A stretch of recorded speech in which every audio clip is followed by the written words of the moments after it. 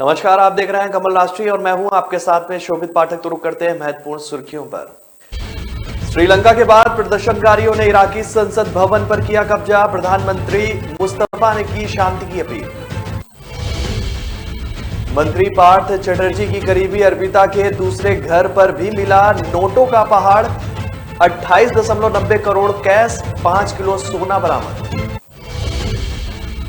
BJP नेता की हत्या से बवाल। सीएम बोम्मई ने रद्द किया सरकार के 1 साल पूरे होने का जश्न। बोले बख्शे नहीं जाएंगे अपराधी। मंकी पॉक्स को लेकर सीएम योगी की बैठक। कोविड अस्पतालों में 10-10 बेड रिजर्व रखने का दिया गया आदेश। और कौसाम्बी में कुदरत का कहर। आकाशीय बिजली गिरने से 7 लोगों की मौत, 2 गंभीर रूप से झुलसे। कुछ दिन पहले भारत के पड़ोसी देश श्रीलंका में आर्थिक मंदी के कारण पैदा हुई राजनीतिक अस्थिरता के कारण सड़कों पर आए लाखों प्रदर्शनकारियों को राष्ट्रपति भवन में घुसते देखा गया। कुछ ऐसा ही हाल अब इराक में होते हुए दिख रहा है, जहां भ्रष्टाचार और कुशासन ने परेशान जनता को संसद भवन में घुसते देखा गया। स्थानीय समाचार एजेंसी के मुताबिक बताया जा रहा है कि प्रदर्शनकारियों ने इराक की राजधानी बगदाद में संसद भवन में तोड़फोड़ की है। खबरों के मुताबिक लाखों की तादाद में बगदादी नागरिक भ्रष्टाचार और कुशासन का विरोध करते हुए संसद भवन में घुस गए, जहां उन्होंने काफी तोड़फोड़ भी की है। हालांकि अब प्रदर्शनकारी इराकी संसद में घुसने के बाद वहां से वापस हो रहे हैं। बगदाद की संसद में तोड़फोड़ करने वाले इराकी प्रदर्शनकारी एक प्रभावशाली मौलवी मुत्तदा अल सदर के समर्थक बताए जा रहे हैं। खबरों के अनुसार प्रदर्शनकारियों ने विरोध के दौरान अपने हाथों में सिया नेता अल सदर की तस्वीर भी ले रखी थी। फिलहाल इस प्रदर्शन के दौरान किसी भी तरह की क्षति और जान माल के नुकसान का अंदाजा अभी तक नहीं लगाया गया है। बताया जा रहा है कि जिस वक्त प्रदर्शनकारी हाई सिक्योरिटी वाले ग्रीन जोन में दाखिल हुए, उस वक्त इराकी संसद में कोई भी मौजूद नहीं था। पश्चिम बंगाल शिक्षक भर्ती घोटाले की जांच में जुटी ईडी की टीम नोटों का एक और जखीरा उसने बरामद किया है। नए खजाने से ईडी ने 28 करोड़ 90 लाख रुपए और लगभग 5 किलो सोना जब्त किया है। पार्थ चटर्जी और अर्पिता मुखर्जी की काली कमाई के रहस्य लोक का दूसरा दरवाजा खुल गया है। पहले टालीगंज और अब बेलघरिया। यह अर्पिता मुखर्जी का यह दूसरा फ्लैट है, जहां से गुलाबी नोटों का अंबार बरामद हुआ है। नोटों को प्लास्टिक की थैली में भरकर रखा गया था और इस कैश को गिनने के लिए कई मशीनों को मंगवाना पड़ा। यहां से ईडी ने 28 करोड़ 90 लाख रुपए कैश जब्त किया है, जिसकी गिनती भी की गई है। लगभग 5 किलो गोल्ड भी बरामद हुआ है। अर्पिता मुखर्जी के नाम पर ऐसे 2 फ्लैट हैं। इससे एक और ब्लॉक 5 और रहस्य लोक से मिले नए खजाने का नया पता बेलघरिया के रथाला इलाके का ब्लॉक नंबर 5 है। पश्चिम बंगाल शिक्षक घोटाले के मास्टरमाइंड माने जाने वाले मंत्री पार्थ चटर्जी और अर्पिता मुखर्जी ईडी कस्टडी में है। ईडी की टीम के लिए पार्थ चटर्जी का मुंह खुलवाना मुश्किल हो रहा है, लेकिन अर्पिता मुखर्जी काली कमाई का राज लगातार खोल रही है। मिली जानकारी के मुताबिक मुखर्जी ने ही ईडी को कोलकाता के आसपास की अपनी संपत्ति की जानकारी दी। ईडी को अर्पिता के एक और फ्लैट से बेशुमार कैश मिला है। कर्नाटक सरकार के गठन के 1 साल पूरे होने के मौके पर आज मनाए जाने वाले जश्न को मुख्यमंत्री बसवराज बोम्मई ने रद्द करने की घोषणा कर दी है। मुख्यमंत्री ने खुद इसे रद्द करने का ऐलान किया है। उन्होंने बीजेपी कार्यकर्ता प्रवीण नेटारू की हत्या को लेकर यह फैसला लिया है। आपको बता दें कि मुख्यमंत्री बसवराज बोम्मई ने कहा है कि हमने सरकार के गठन को 1 साल पूरा होने के मौके पर जश्न मनाने की योजना बनाई थी, जिसे हमने जन्मोत्सव का नाम दिया था। वहीं अब हमने इस कार्यक्रम को रद्द करने का फैसला लिया है। उन्होंने कहा है कि अब इस जश्न के बजाय मैं प्रेस कॉन्फ्रेंस के जरिए संबोधित करूंगा। बीजेपी नेता की हत्या पर बात करते हुए सीएम बसवराज बोम्मई ने कहा है कि ऐसे तत्वों को किसी भी कीमत पर बख्शा नहीं जाएगा। उन्होंने कहा कि मामले में शामिल सभी दोषियों को जल्द पकड़ा जाएगा। आपको बता दें कि इससे पहले आज बेंगलुरु करीब 40 किलोमीटर दूर गुरुवार 28 जुलाई को एक मेगा रैली आयोजित करने वाली थी। बीजेपी ने इस रैली को जन्मोत्सव नाम दिया था। वहीं इस कार्यक्रम में बीजेपी के राष्ट्रीय अध्यक्ष जेपी नड्डा के भी शामिल होने की उम्मीद जताई थी। उत्तर प्रदेश के मुख्यमंत्री योगी आदित्यनाथ ने देश के कुछ हिस्सों में मंकीपॉक्स संक्रमण के बढ़ते मामलों के मद्देनजर राज्य में विशेष सावधानी बरतने का निर्देश दिया है। उन्होंने कहा है कि प्रदेश में कोविड अस्पतालों में मंकीपॉक्स प्रभावित मरीजों के लिए कम से कम 10-10 बिस्तर आरक्षित रखे जाएं। बुधवार को वरिष्ठ अधिकारियों के साथ बैठक में देश के कुछ हिस्सों में मंकीपॉक्स संक्रमण के बढ़ते मामलों पर चिंता जाहिर करते हुए सीएम ने कहा कि यूपी में इसे लेकर विशेष सावधानी बरती जाए। सीएम योगी ने निर्देश दिया कि प्रदेश में कोविड अस्पतालों में न्यूनतम 10 बेड सिर्फ मंकीपॉक्स से प्रभावित मरीजों के लिए आरक्षित रखे जाए। मंकीपॉक्स के लक्षण, उपचार और बचाव के बारे में विश्व स्वास्थ्य संगठन तथा केंद्र सरकार के दिशा निर्देशों के मुताबिक आम लोगों को सही जानकारी देते हुए जागरूक किया जाए। इसके साथ ही सीएम ने अफ्रीकन स्वाइन फ्लू संक्रमण का प्रसार रोकने के लिए कंटेनमेंट जोन की व्यवस्था लागू करने का भी निर्देश दिया। यूपी के कौसाम्बी में भीषण गर्मी के बाद लगातार 3 दिन से झमाझम बारिश हो रही है। बारिश से किसानों के चेहरे खिलने लगे, लेकिन बारिश के साथ साथ आसमान से तेज गर्जना के साथ वज्रपात भी हो रहा है, जिसकी वजह से किसानों की खुशियां काफूर होने लगी है। मंगलवार शाम जिले के अलग अलग हिस्से में आकाशीय बिजली की चपेट में आकर 7 लोगों की मौत हो गई। मृतकों में 3 महिलाएं एवं 4 पुरुष भी शामिल हैं। इसमें से ज्यादातर लोग अपने अपने खेतों में काम कर रहे थे। मृतकों में सबसे ज्यादा तहसील जो है चायल के लोग शामिल हैं। वज्रपात की चपेट में आने से 2 लोग गंभीर रूप से झुलस गए हैं, जिनका जिला अस्पताल में इलाज चल रहा है। सूचना के बाद मौके पर राजस्व विभाग एवं पुलिसकर्मी भी पहुंचे हैं। शवों को लेकर कब्जे में लेकर पोस्टमार्टम के लिए भेज दिया गया। घटना के बाद से परिजनों में कोहराम मचा हुआ है। सेराथू तहसील क्षेत्र के बिछौरा निवासी नथन पटेल की 20 वर्षीय बेटी रंजना देवी अपने परिवार के लोगों के साथ गांव के बाहर खेत में काम कर रही थी। इसी दौरान तेज गर्जन के साथ गिरी आकाशीय बिजली के चपेट में आने से वह बुरी तरह से झुलस गई। परिजन जब तक कुछ समझ पाते तब तक रंजना ने दम तोड़ दिया। मजनपुर तहसील क्षेत्र के कोरीपुल निवासी अच्छे लाल सरोज की 31 वर्षीय पत्नी लक्ष्मी भी जो है आकाशीय बिजली के चपेट में आने से उसकी मौत हो गई। तो ब्रेक पर जाने से पहले रुक करते हैं महत्वपूर्ण सुर्खियों पर।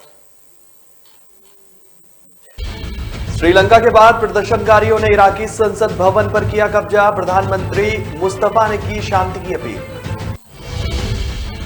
मंत्री पार्थ चटर्जी की करीबी अर्पिता के दूसरे घर पर भी मिला नोटों का पहाड़। 28.90 करोड़ कैश, 5 किलो सोना बरामद। बीजेपी नेता की हत्या से बवाल। सीएम बोम्मई ने रद्द किया सरकार के 1 साल पूरे होने का जश्न। बोले बख्शे नहीं जाएंगे अपराधी। मंकीपॉक्स को लेकर सीएम योगी की बैठक। कोविड अस्पतालों में 10-10 बेड रिजर्व रखने का दिया गया आदेश। और कौसाम्बी में कुदरत का कहर। आकाशीय बिजली गिरने से 7 लोगों की मौत, 2 गंभीर रूप से झुलसे।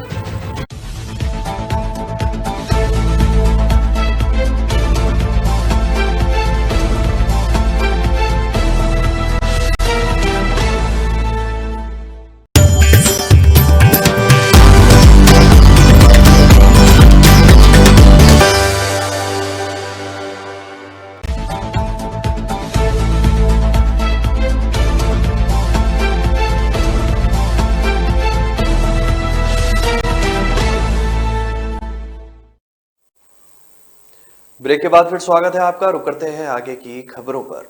यूपी की योगी सरकार ने माफियाओं और बाहुबलियों के सम्राट पर चोट कर उन्हें जेल भेजने के बाद अब उनके परिवार वालों के ऐसे सदस्यों पर भी शिकंजा कसना शुरू कर दिया है जो उनके गुनाहों की सल्तनत को आगे बढ़ाने का काम कर रहे हैं। बाहुबली विजय मिश्र और मेरठ के हाजी याकूब कुरैशी के बेटों को जेल भेजने के बाद सरकारी अमला अब माफिया मुख्तार अंसारी और अतीक अहमद के फरार बेटों की तलाश में जुट गया है। पूर्व बाहुबली सांसद अतीक अहमद के 2 बेटों के खिलाफ आपराधिक मुकदमे भी दर्ज हैं और पुलिस दोनों की जोर शोर से तलाश कर रही है। दोनों बेटों पर इनाम भी घोषित है, लेकिन तमाम कोशिशों के बावजूद पुलिस अभी तक उन्हें गिरफ्तार नहीं कर सकी है। अतीक अहमद के बड़े बेटे मोहम्मद उमर के खिलाफ लखनऊ के प्रॉपर्टी डीलर मोहित जायसवाल का अपहरण कर उसे देवरिया जेल में अपने पिता के पास ले जाने और मारपीट करने का मुकदमा भी दर्ज है। इस मामले की जांच सीबीआई कर रही है। सीबीआई ने उमर पर 2 लाख रुपए का इनाम भी घोषित कर रखा है। पुलिस उनके पोस्टर भी जारी कर चुकी है। वह 3 साल से ज्यादा वक्त से फरार चल रहा है। वहीं छोटे बेटे अली अहमद पर प्रयाग के प्रॉपर्टी डीलर के साथ मारपीट करने, उसे धमकी देने और रंगदारी मांगने का मुकदमा शहर के करेली थाने में दर्ज है। सेशन कोर्ट में सुप्रीम कोर्ट तक उसे राहत नहीं मिली है। पिछले करीब 7 महीने से वह फरार चल रहा है। पुलिस, एसटीएफ और सीबीआई अतीक के बेटों की गिरफ्तारी के लिए लगातार कोशिश कर रही है। हालांकि लंबा अरसा बीतने के बावजूद अभी तक गिरफ्तारी ना होने पाने से पुलिस और दूसरी एजेंसियों की कार्यप्रणाली पर सवाल उठ रहे हैं। हालांकि यूपी एसटीएफ ने 10 दिन पहले कोलकाता में उस जगह छापेमारी की जहां अतीक के दोनों फरार बेटे चुपचाप रह रहे थे। दोनों वाटगंज इलाके के रिवर व्यू कॉलोनी के एक फ्लैट में छिपे हुए थे। हालांकि दोनों को छापेमारी की पहले भनक लग गई और उमर और अली दबिश पड़ने से कुछ देर पहले ही फरार हो गए। उत्तर प्रदेश में एआईएमआईएम प्रमुख असदुद्दीन अवैसी के बयान पर राजनीतिक बयानबाजी तेज होती जा रही है। बुधवार को कांवड़ यात्रा पर फूल बरसाने को लेकर ओवैसी ने एक बयान दिया, जिसके बाद अब बीजेपी नेता और यूपी के deputy CM Keshav Prasad Maurya AIMIM प्रमुख को उन्होंने निशाने पर लिया है। उन्होंने कहा है कि ओवैसी को समाज को बांटने वाली रणनीति से बाज आना चाहिए। ओवैसी के बयान पर डिप्टी सीएम ने कहा कि कांवड़ यात्रियों की सेवा हम करते थे, करते हैं और आगे भी करते रहेंगे। एआईएमआईएम के मुखिया जो समाज को बांटने की कोशिश करते हैं, वे इससे केवल चर्चा में बने रहने का असफल प्रयास करते हैं। बीजेपी सरकार की गरीब कल्याण की योजना से सबको फायदा हुआ है। हमारी सरकार सबका साथ, सबका विकास और सबका स्थान पर काम कर रही है। उन्होंने ट्वीट कर लिखा कि जो हिंदू मुसलमान के बीच केवल दीवार खड़ा करना चाहते हैं, उन्हें सबका साथ, सबका विकास के महामंत्र से एकजुट होकर विफल करने का संकल्प उन्होंने लिया है। गरीब कल्याण की योजना के विरोधियों को जो वोट बैंक बनाने की योजना में लगे हैं, ऐसे लोग सामाजिक बहिष्कारित होना चाहिए उनका। और सामाजिक समरसता और सौहार्द के बीच विरोधियों जब जहर उगलने लगे तो ऐसे लोगों का बहिष्कार किया जाना चाहिए।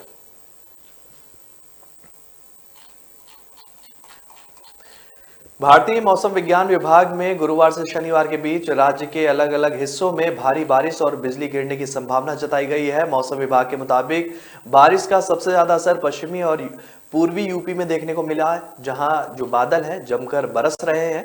मौसम विभाग के अनुसार रामपुर, बिजनौर, मुरादाबाद, बरेली, पीलीभीत, शाहजहांपुर, लखीमपुर खीरी, सीतापुर, श्रावस्ती, बहराइच और बलरामपुर में गरज चमक के साथ तेज हवा चलने के अलावा भारी बारिश के लिए येलो अलर्ट जारी किया गया है। वहीं कुशीनगर, महाराजगंज, देवरिया, बलिया, गाजीपुर, मऊ, आजमगढ़, जौनपुर, अंबेडकर नगर, संत कबीर नगर, अमेठी, सुल्तानपुर, अयोध्या, लखनऊ, गोंडा, बस्ती में जो है भारी बारिश की चेतावनी जारी की गई है।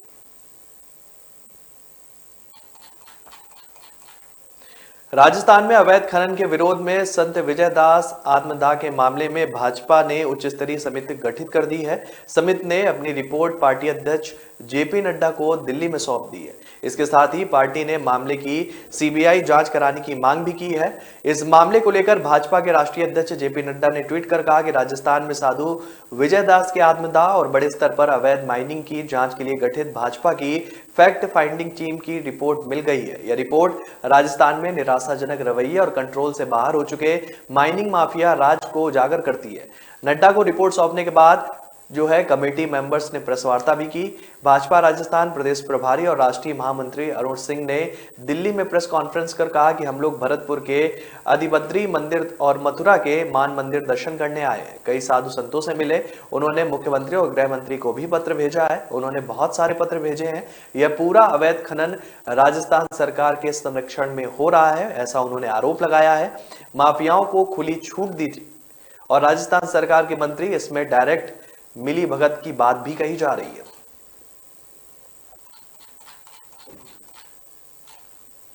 देहरादून और मसूरी के बीच बनने वाले रोपवे से टर्मिनल की ऊंचाई का अड़ंगा भी खत्म हो गया है। कैबिनेट बैठक में निर्माण के बायलाज में राहत देते हुए टर्मिनल को निर्धारित ऊंचाई तक निर्माण की अनुमति दे दी गई है। दरअसल देहरादून और मसूरी के बीच रोपवे निर्माण को सरकार के स्तर से सभी अनुमति हो चुकी है। ऊंचाई और रोपवे की लंबाई की वजह से इसमें ऊंचे ऊंचे टर्मिनल बनाए जाने हैं, लेकिन बायलॉज के हिसाब से इतनी ऊंचाई पर टर्मिनल का निर्माण नहीं किया जा सकता।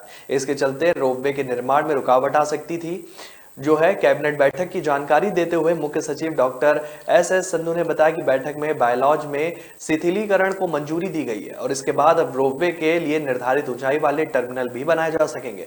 देहरादून से मसूरी के लिए प्रस्तावित रोपवे एशिया का दूसरा सबसे बड़ा रोपवे होगा। रोपवे की लंबाई 5.5 किलोमीटर होगी, जो हांगकांग के गोपिंग रोपवे की लंबाई 5.7 किलोमीटर से महज 100 मीटर कम है।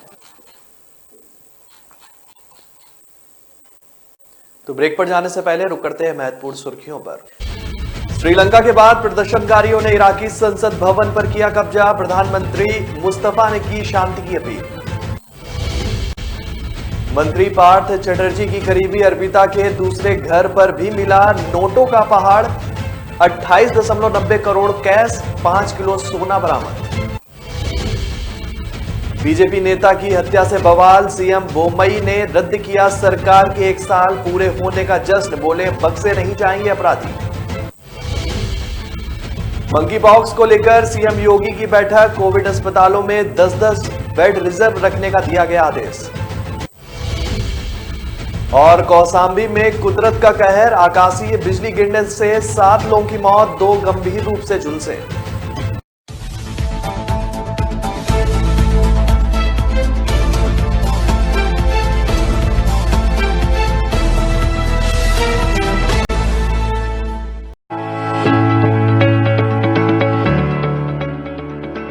आजादी के अमृत काल में देश ने 200 करोड़ वैक्सीन डोज का असाधारण लक्ष्य प्राप्त कर आजादी के 75 साल के महोत्सव को यादगार बना दिया है। 200 करोड़ वैक्सीन डोज सिर्फ एक आंकड़ा नहीं है, ये भारत के सामर्थ्य का प्रतिबिंब है, इतिहास के नए अध्याय की रचना है। ये कुशल नेतृत्व और हम भारतीयों के संकल्प की सिद्धि है। भारत का वैक्सीनेशन अभियान सबका साथ, सबका विकास, सबका विश्वास और सबका प्रयास का सबसे जीवंत उदाहरण है।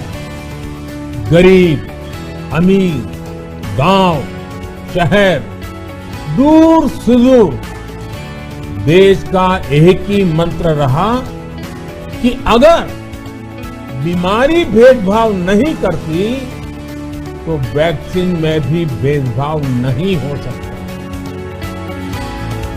ये अवसर सिर्फ 200 करोड़ टीकाकरण के जश्न का नहीं है, ये जश्न है आत्मनिर्भर होते भारत का। ये जश्न है हमारे डॉक्टरों, हेल्थ वर्कर्स के समर्पण के प्रति सम्मान का। ये जश्न है हमारे वैज्ञानिकों और वैक्सीन उत्पादन में लगे कर्मवीरों को आभार जताने का। ये मौका है हमारी आशा और आंगनवाड़ी कार्यकर्ताओं की कर्मशीलता को सलाम करने का। ये जश्न भारत के कुशल नेतृत्व के प्रति सम्मान प्रदर्शित करने का भी है। कुशल नेतृत्व और हम भारतीयों के संकल्प का ही परिणाम है कि भारत कोरोना के खिलाफ लड़ाई में मजबूती से खड़ा है।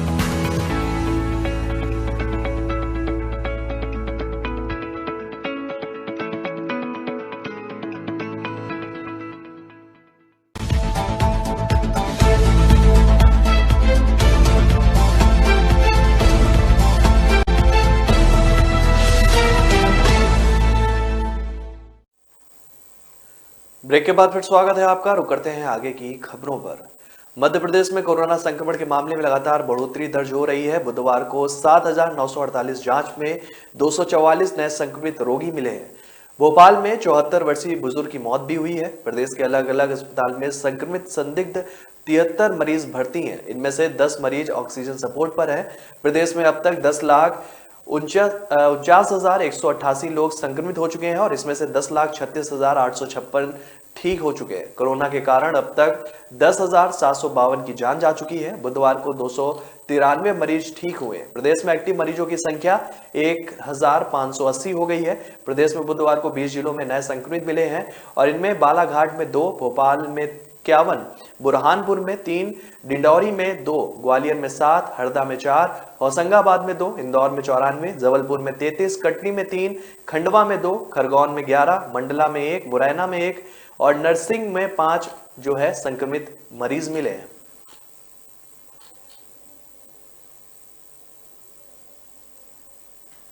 पंजाब सरकार ने खर्च घटाने की ओर कदम बढ़ाते हुए पंजाब के 17 जिलों में एडिशनल डिप्टी कमिश्नर शहरी विकास के पद समाप्त करने का फैसला ले लिया है और इस संबंध में पर्सोनल विभाग की ओर से भी स्थानीय निकाय विभाग के प्रिंसिपल सेक्रेटरी को भेजे पत्र में कहा गया है कि एडीजी यूडी के पद समाप्त करने के बारे में एक प्रस्ताव आगामी 28 जुलाई को होने वाली कैबिनेट की बैठक में पेश किया जाए। पत्र में कहा गया है कि सरकार ने विभिन्न जिलों में एडीसी यूडी के कामकाज की समीक्षा की है और यह पाया है कि कई जिलों में इस पद पर तैनात अधिकारियों के पास काम नहीं है।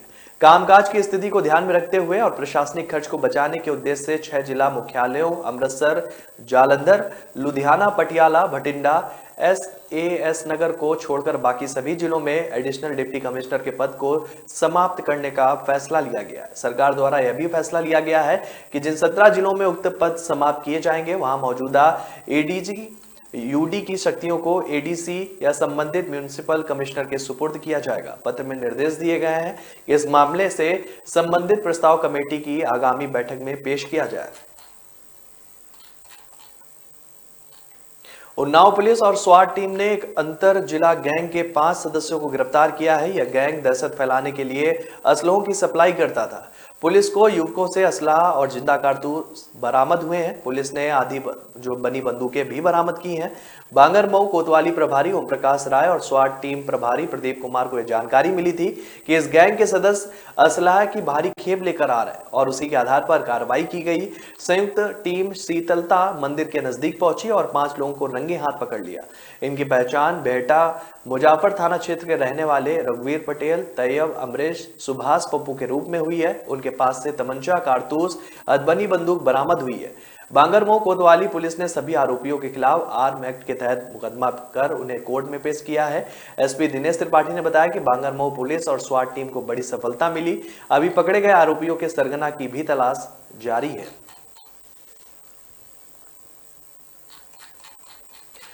बिहार के सीमांचल जिले किशनगंज के सरकारी स्कूलों में रविवार के बजाय शुक्रवार को साप्ताहिक अवकाश दिए जाने का मामला इन दिनों सुर्खियां बटोर रहा है। इस बीच देश के शीर्ष बाल अधिकार निकाय राष्ट्रीय बाल अधिकार संरक्षण आयोग ने बुधवार को बिहार सरकार से राज्य के मुस्लिम बाहुल्य जिले किशनगंज के 37 सरकारी स्कूलों में रविवार के बजाय शुक्रवार को साप्ताहिक अवकाश दिए जाने पर स्पष्टीकरण मांगा है। मीडिया रिपोर्ट्स के मुताबिक बिहार के किशनगंज जिले के 5 प्रखंडों के 37 सरकारी स्कूलों में रविवार के बजाय शुक्रवार को साप्ताहिक अवकाश के रूप में मनाया जा रहा है। बिहार के मुख्य सचिव अमीर सुबहानी को लिखे पत्र में राष्ट्रीय बाल अधिकार संरक्षण आयोग के अध्यक्ष प्रियांक कानूनगो ने पूछा कि किसके निर्देश के तहत रविवार के बजाय शुक्रवार को साप्ताहिक अवकाश घोषित करने का निर्णय लिया गया है।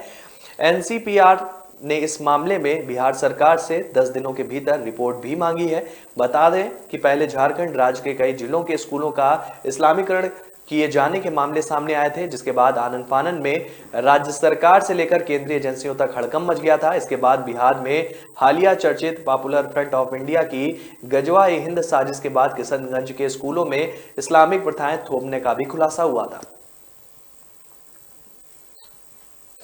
गृह राज्य मंत्री नित्यानंद राय ने राज्यसभा में बताया कि जम्मू कश्मीर को पूर्ण राज्य का दर्जा समय आने पर दिया जाएगा। उन्होंने कहा कि केंद्र शासित प्रदेश में चुनाव कराने का फैसला चुनाव आयोग को करना है।